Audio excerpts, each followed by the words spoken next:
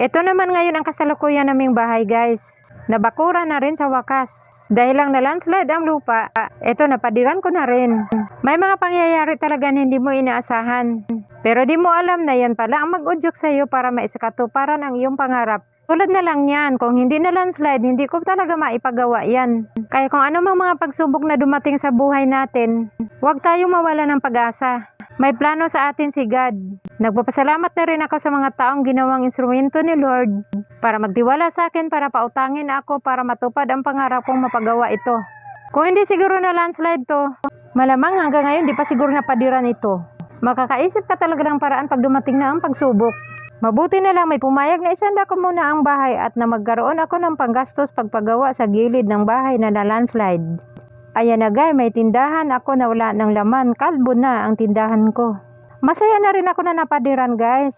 At least dumating man ang ulan, hindi na ako mag-aalala lalo na kung gabi.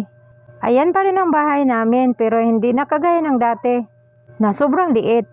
Ang dating bubong na mababa at kayang-kaya kong akyatin tuwing naglalagay ng trapal, ngayon ay hindi ko na yata kayang akyatin.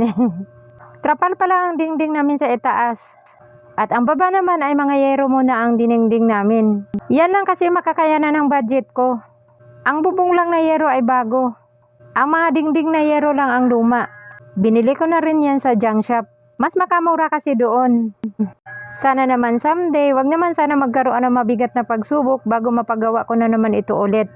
Ito ang mahiwagang gate namin. At may mga tanim-tanim na rin ako sa gilid. Pasensya na kayo guys, hindi pa gaano nalinisan, naayusan, marami pang putik-putik kakagawa lang kasi. Unti-unti lang talaga guys para maayos rin tong bahay na to. Ang dating bayabas na pinutol, ngayon umusli ulit, nabuhay ulit. Tinaniman ko na rin ng mga malunggay. At para pag lumago, walang gaanong init dito sa lugar na to. May gulay pa ako. 3 puno talaga ang tinanim ko. At nilagyan ko na rin ng mini garden. Ayan yung atis, nilipat ko sa gitna. Ayan yung ubi ko.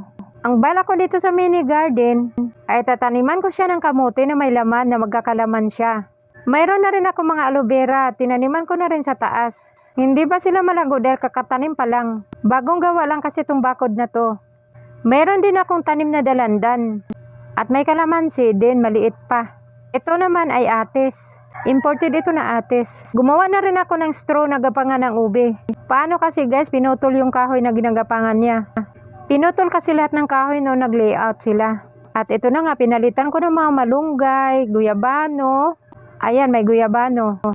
At atis na rin yung maliit kanina. Thank you for watching guys. Ingat po kayo lahat. Bye!